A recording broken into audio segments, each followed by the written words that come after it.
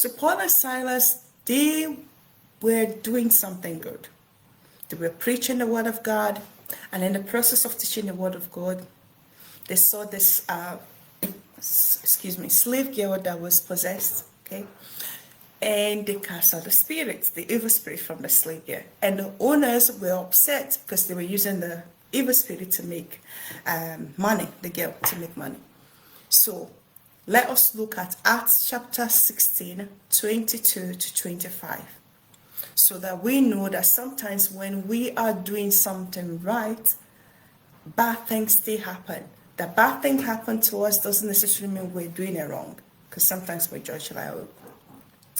Acts 16, 22 to 25. The crowd joined in the attack against Paul and Silas, and the magistrate ordered them to strip them, okay, ordered them to be stripped and beaten with rod, not stick, rod, and they were naked, okay. After they have severely flogged them, they were thrown into prison, and the jailer were commanded to guide them carefully. And when he received these orders, he put them in the inner cell and fastened their feet and the stock. So there's one thing, okay.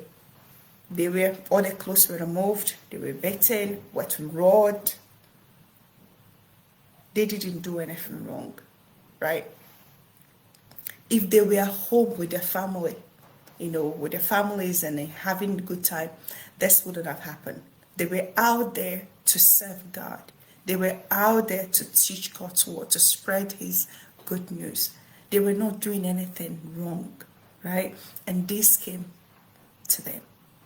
So they were stripped naked, like the clothes were removed. That is humiliating enough.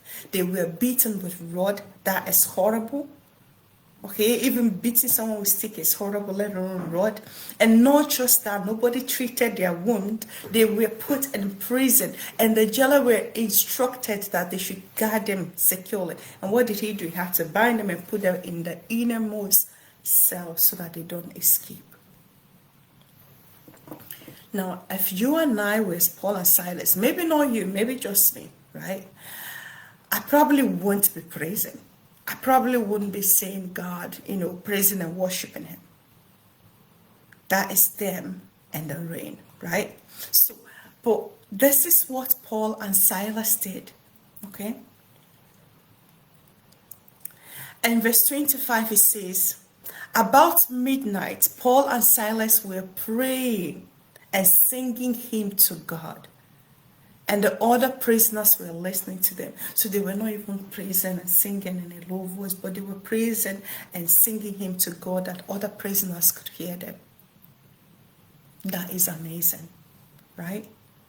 Because they had every right to be upset. They had every right to, ask God what is going on here. They had every right to, remember some promises in the Bible, in quotation, God, you said you protect your own. Why is this? Is this not, these are your promises in the Bible. These are the promises that we've read from the scrolls. Why is this? They had enough reason to question, but they were not questioning. Bible says, I know that because of all those beating, they were aching.